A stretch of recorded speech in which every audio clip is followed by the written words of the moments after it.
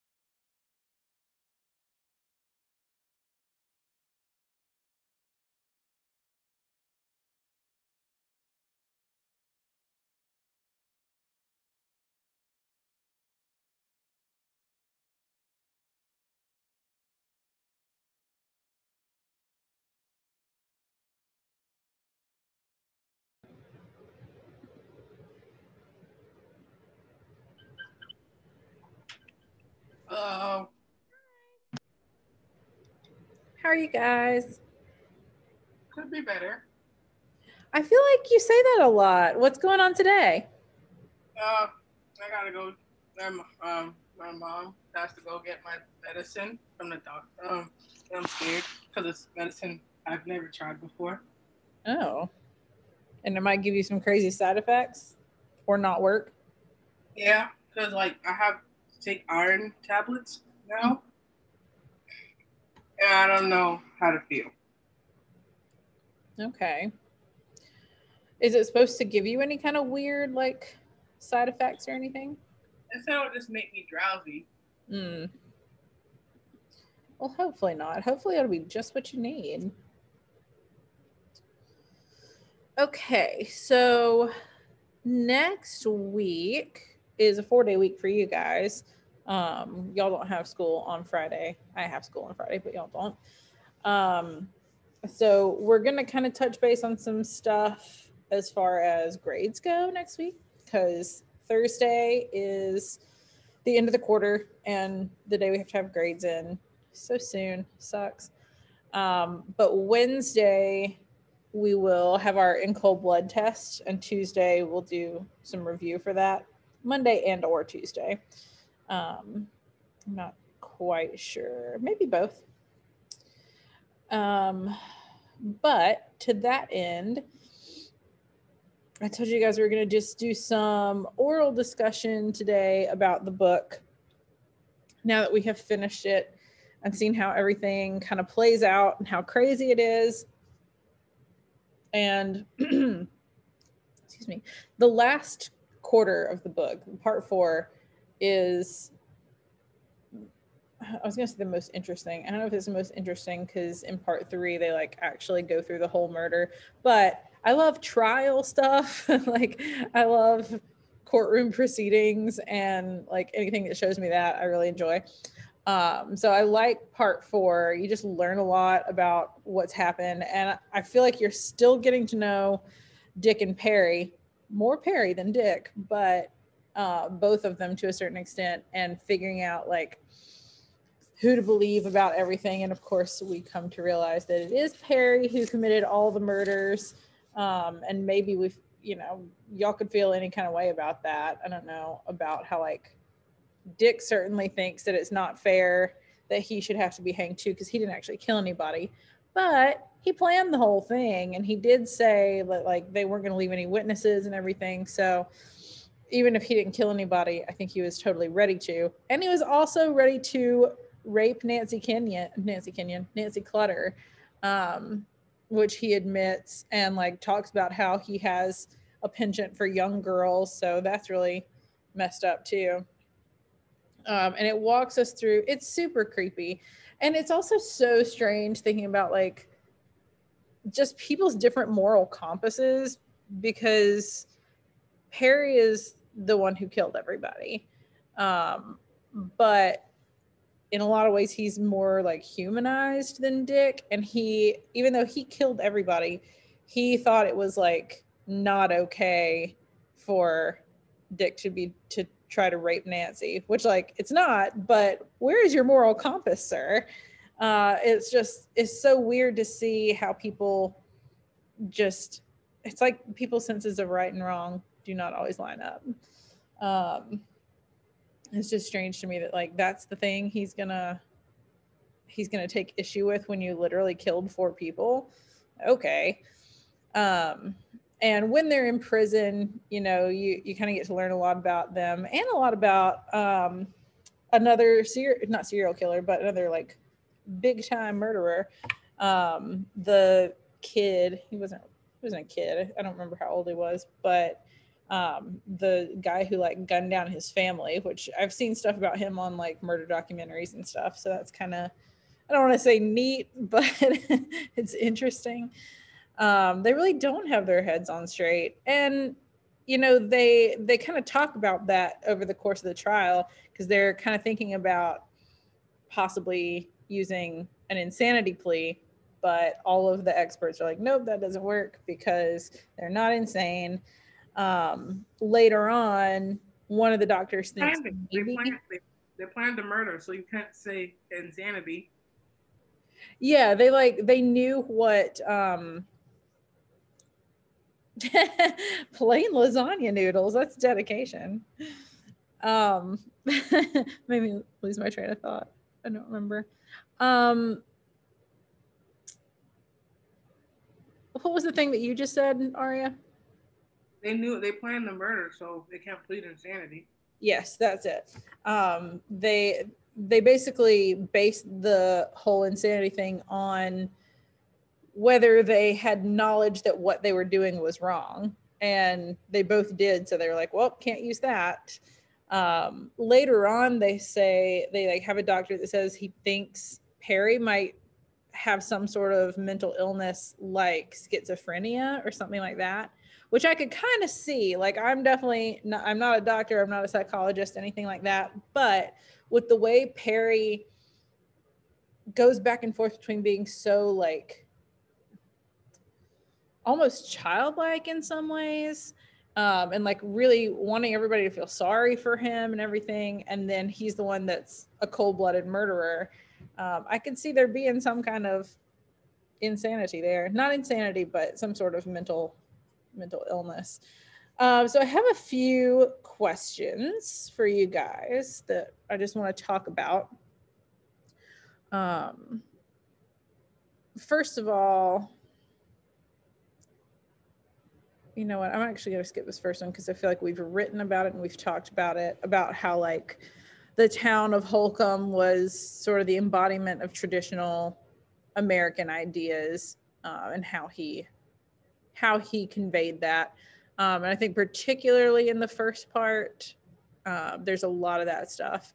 And like I said, we've written about it. Here's an interesting question. Does this book have a protagonist? And if so, who is it? There's no protagonist. There's no protagonist in this. There's no hero. They're all evil, except for the family. What about the like the policeman and everything? No, I mean, I don't think they were the heroes. Yeah. Would you consider Dick and Perry to be the antagonists of the novel? Yes, they're just the main focus. That's so interesting. I wish I could remember what brought it up in a class last year, but we were talking about whether, like, any examples we could think of like books, movies, TV shows, anything where the main character was a villain, and it didn't count, we agreed, if it was like the origin story of a villain and showed like their other side and everything. Megamind. What were you gonna say? Not really. Megamind is not really a villain. Megamind. I thought you said Nevermind. Megamind. It's been a really long time since I've seen Megamind, but Megamind is not a villain. I stand by that. He technically is, but he changes. He was never a villain. He had a big head and had a lot of ideas. Were they bad? Yes. But it's not like he acted on all of them.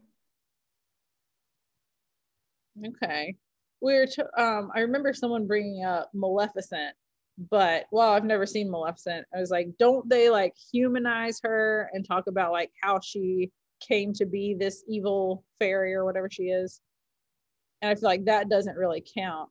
But this is a good example of that. And Cold Blood is a really good example of that because they are the main characters, but they're definitely the bad guys. That's interesting. I'd love to know, like, if you guys think of any more examples of something like that, let me know, because I love villains, and if we could think of one, I don't know, I like that. Okay, what role does dreaming play in the novel, either literally or figuratively, or both? Like actual dreams or aspirations?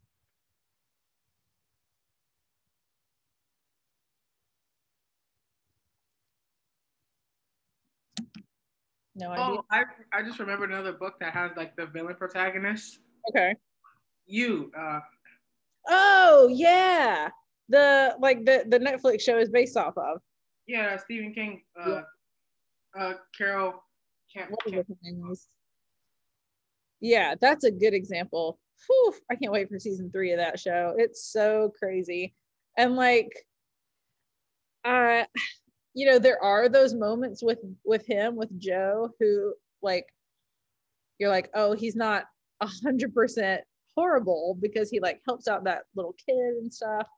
But then he goes and like murders people and stalks them and like with no good reason. So this may be like Lolita. That's a yeah.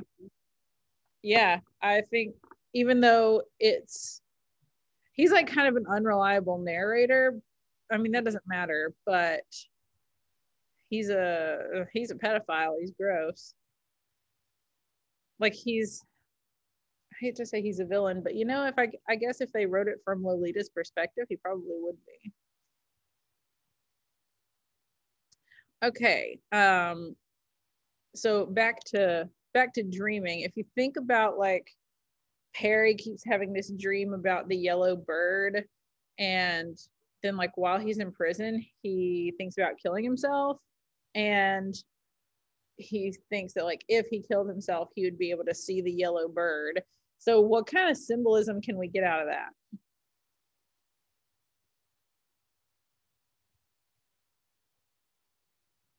He feels bad for actually killing them. Now he got caught. Mm-hmm. Yeah, sometimes it seems like he does. There's the one part where who is it? Oh, he has that friend sort of who comes to visit him and tries to talk to him about like finding God and feeling remorse, and at that point he doesn't seem to have any, which is another reason I think he's got some mental stuff going on, because he's so ambivalent about whether he actually feels bad about this or not. And sometimes he's just like, nope, like I killed them, they were in the way, and all these other people have hurt me in my life, and they're the ones who had to pay for it. And it doesn't seem like he cares. It doesn't seem like he has any remorse, but he is not happy that he got caught. And he at the end, like when they give him the death penalty, he like goes in his little cell and cries for a long time. But when he's like dreaming about this yellow bird, it sort of represents like escape to him, or like achieving something more. And he talks about it throughout the book, kind of as like a goal to get to. And so at the end, when he's talking about killing himself and doesn't actually go through with that, he thinks like, oh, I'd be able to see the yellow bird then, and sort of sees it as this dream, which is weird. But then he decides not to kill himself because he wasn't gonna. He tried to kill himself, or was like thinking about killing himself, and then he also like went on a hunger strike for a little while, and then eventually stopped because he was like, oh, I'm not gonna help anyone kill me. I'm like, you're gonna be hanged anyway. Okay, so this is an interesting book because it starts by telling us what happened. Like there's no like whodunit, there's no mystery in that sense, but it is still a pretty suspenseful book, and like it keeps you on the hook. So how does the author manage to build suspense since we already know the ultimate outcome?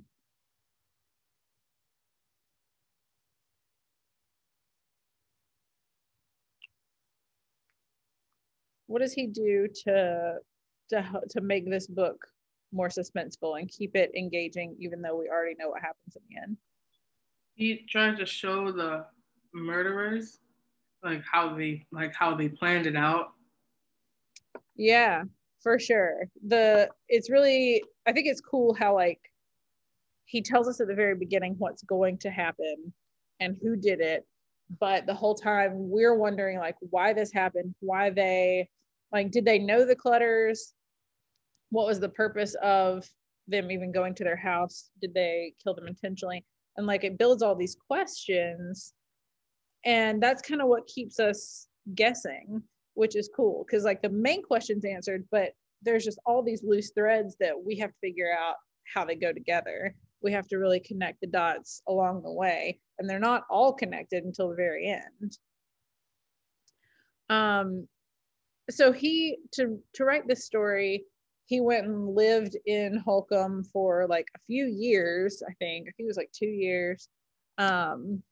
He obviously developed really close relationships with the characters, but he himself is not actually a part of the book. Like he's not, you never hear his voice other than just narration, and even that is very objective. Why do you think that he chose to leave himself out of the story, even though he developed close relationships with the characters? Or do you feel like he is still very much a part of the story?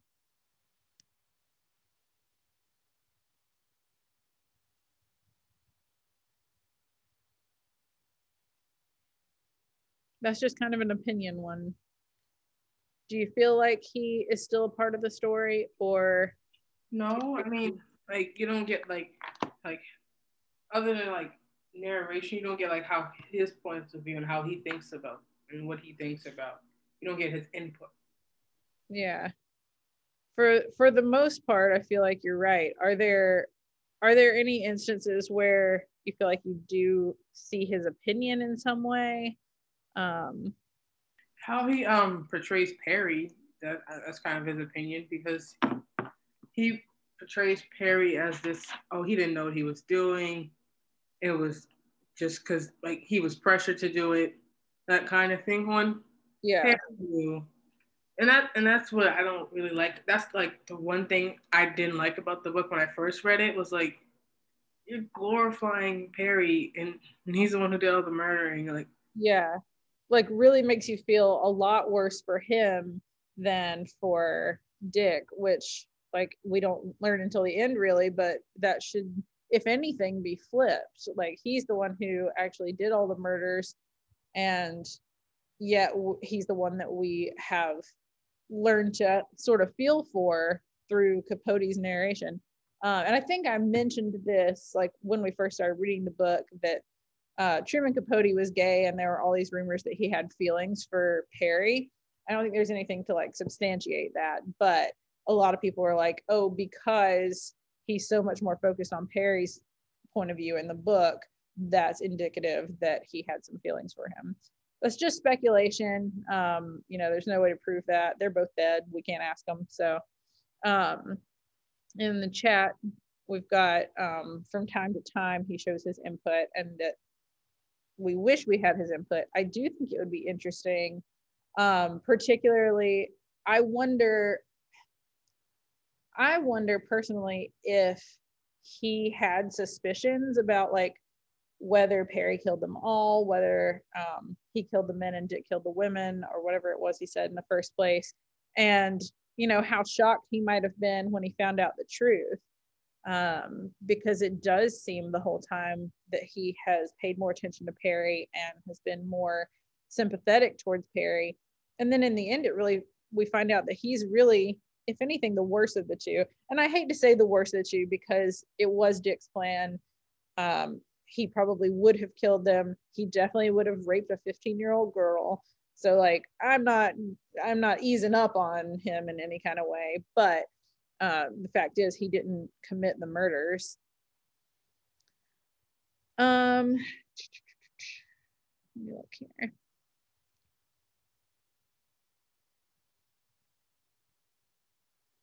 In what ways do y'all feel like this book feels like a fiction novel, and in what ways do you think it feels like journalism?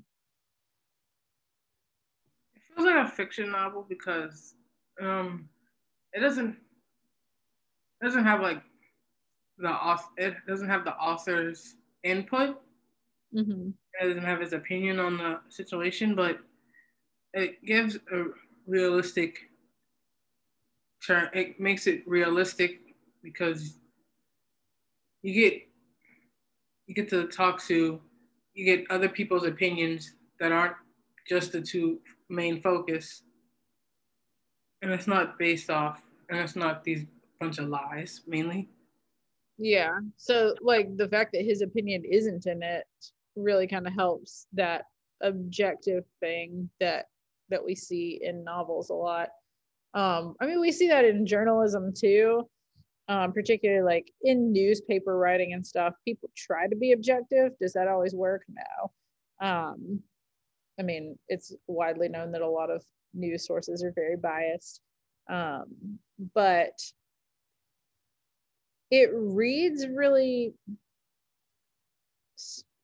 a lot like a fiction novel because you're so invested in the plot.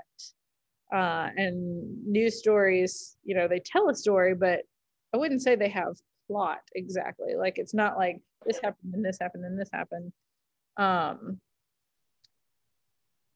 The way that it's written is pretty journalistic, like short sentences, not a lot of flowery language, just sort of to the point. But it's it's a really interesting combination of like journalism and fiction techniques, which is why this was kind of known as like the first nonfiction novel.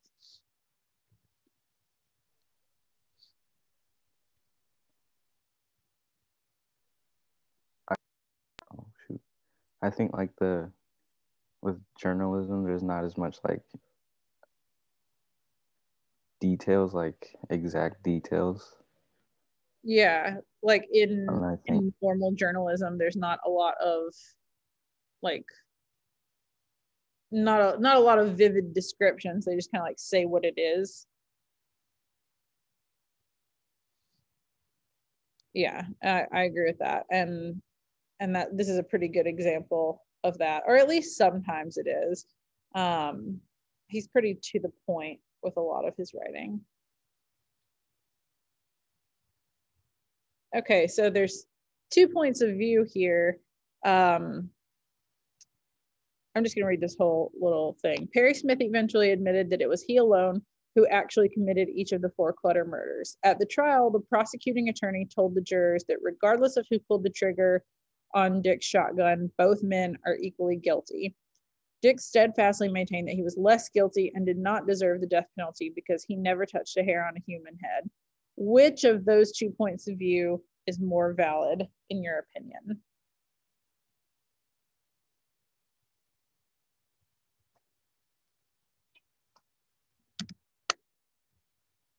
Do you think that Dick deserves the same punishment that Perry did? No, but I think he still deserves punishment because it was his plan. But death penalty, no. And that, I mean, you know, the death penalty is like a huge hot topic right now of whether we should even have it. So particularly with someone who didn't kill anyone. I think it's really interesting in the book. I feel like that's my catchphrase. I think it's really interesting. I feel like I say that a lot. In the book, Dick is talking about the death penalty, and he says it's basically revenge, but what's wrong with revenge? There was something else that he said. He like told the executioners that he forgave them or something like that, like no hard feelings or something like that, and just felt like he was getting, people were taking revenge on him, and he was like kind of okay with that because he felt like revenge is a fine thing to go after. Any other opinions on that, whether he deserved the same penalty that Perry did?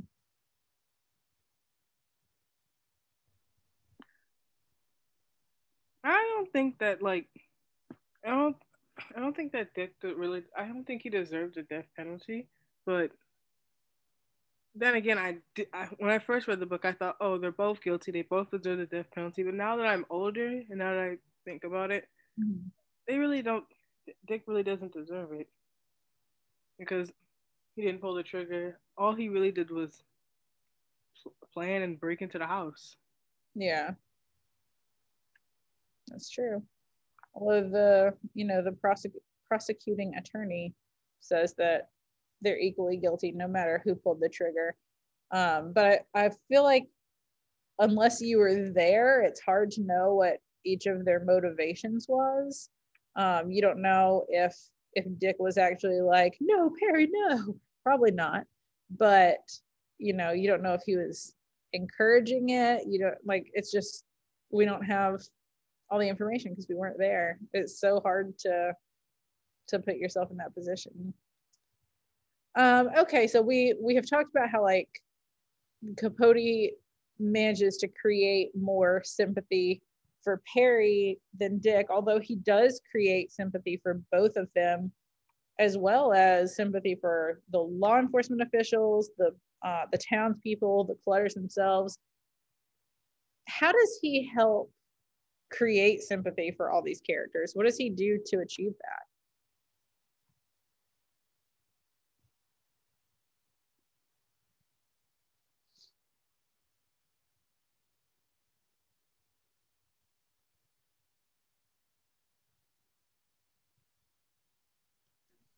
We find out a lot about these characters, right? Yeah, but yeah, I think that this book is really weird. Even like three years later, I'm still get creeps about this book Yeah. because although it has a fiction feel to it, it's still very real. It's still very real, and these were real people. These were real murders. They murdered a real family who was very important to this town, and I think that's one of the ways that he does create that sympathy is by showing us that they're real people, not just the family, but we learn all this stuff about like Dick and Perry's background and things, particularly in Perry's background, that do make me feel sorry for him as a young person. I don't think that degree of sympathy takes away from the fact that he's a murderer and deserves to be punished for what he did. But like growing up being like made fun of and abused by these nuns, and like his family was horrible and all his siblings killed themselves, and I mean just all this real trauma that's going to mess somebody up.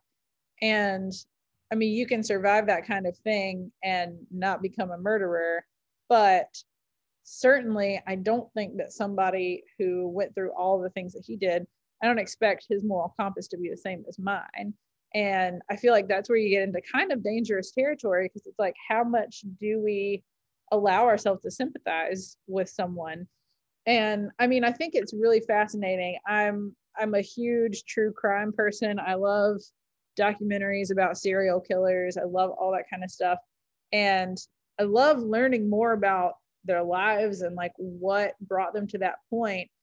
But you also kind of run the risk of like, oh, I feel bad for them. And like, you would never say like, I get it. But you can kind of see why somebody would be so messed up after you hear a lot of people's stories. And I think that's sort of the major thing that he does is to tell us about these people's background, and that's kind of how he gets us invested in their stories. It's very well done. Okay, so big question, one of the last questions. What do you think the main point of him telling this story is? Why did he choose to write a whole book about this?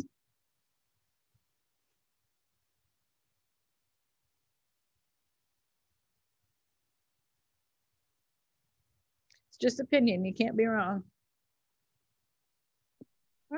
I think to like shed light on because and I don't think it go unsolved like for a long time. No, it was pretty quick.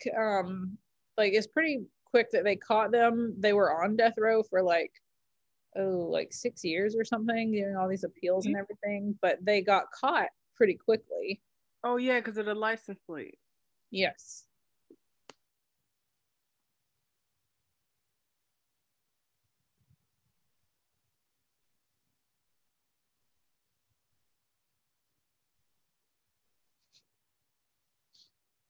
I see microphones like off and on and off and on.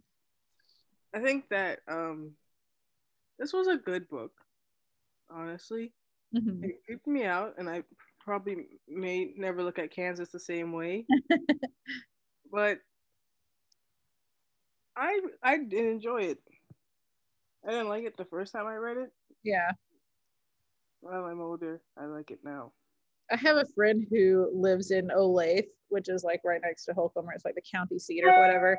And when she moved there, it was like, do you know that your home is the site of a very famous murder? She was like, cool, thanks. It's probably not like a regular occurrence, but I'll keep that in mind. Yeah, I agree. I didn't read this book until it was the summer before I started teaching AP. So that would have been after my first year of teaching. So like 4 years ago, maybe. And I was like fascinated with it. I wish that I was on the audiobook train at that point because I was like reading it like in I was traveling at the time, like over the summer. I had like the AP Institute, and then I went to all these places. And like as I was traveling to all these places, I was like, is it possible to read and drive at the same time? Is that bad?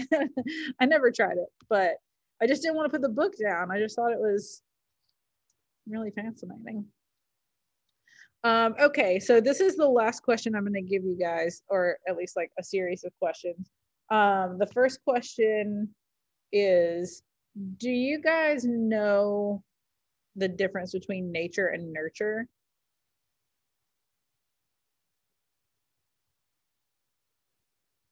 Nature is like how you react to things. Like no, it's like the environment you grow up in, and nurture is like how you like care for someone. So nurturing is like the way that you care for somebody, but in the question of like nature versus nurture, nurture basically means like, I don't know which one I just said, nature. Nature is like, this is how you were born. Just the way that you are without any other influences, just like your brain on its own. Nurture is the influences of your family, your environment, your community, all the things that you're taught to think and like how to behave. So like an example of this would be somebody might be born with like a hot temper. People are, and that would be their nature. But if they learn how to control their temper and learn that, blowing up at people usually doesn't end very well because they've seen that happen, that's the influence of nurture. Learned behaviors, yes, learned behaviors.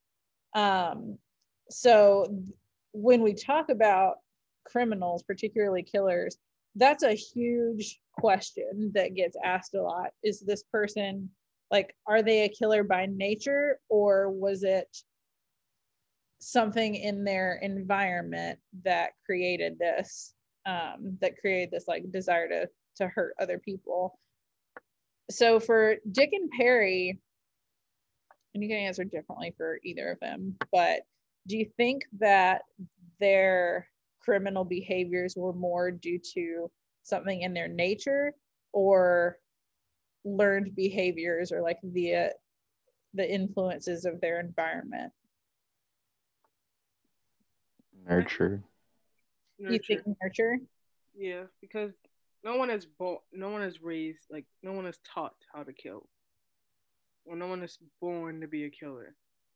Like you learn these types of things, like how you move out through life. Mm-hmm.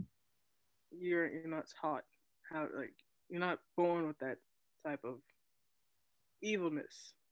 Yeah, or at least most people, like, there is something to be said for like an actual psychopath, but they're few and far between. um was it this class that I was just talking about psychopaths? It might have been. um but we were just talking about how like Perry had all these horrible things happening to him as a kid, um like actual abuse and really traumatic things that happened that maybe, maybe when he was very young, he didn't have that instinct to hurt others, but through all this trauma, it's really changed him. Now Dick's kind of an interesting case because he said that he thought basically like his brain changed after he got in that car accident. He said that like he was fine before that, but once he was in that car accident, it really changed him. And it's hard to like determine exactly whether whether that's true, first of all, and if it is more nature or nurture with him, because he did have a nice family who cared about him, but he still ended up being a criminal. And it's not that no criminals can have nice families, that's not accurate, but it does kind of pose more of a question of like what caused you to become this way. Any other thoughts about that? I think it was a mixture of both. For both of them? Well, more for Dick. I don't know. Yeah. Yeah, I'm kind of inclined to agree with you about that. Maybe the car accident did change him. I've watched enough Grey's Anatomy by now to know that sometimes you get an injury and it affects your brain chemistry, and like affects the way that you behave. That happens. Mostly it doesn't result in people being criminals and like becoming horrible people. I'm trying to remember of like, there's another example on the tip of my tongue of something like that, but I can't recall. Okay. So that's my last question today. Any like general thoughts or reflections about this book that y'all want to share for the good of the group?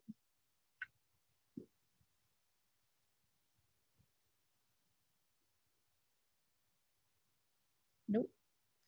All right.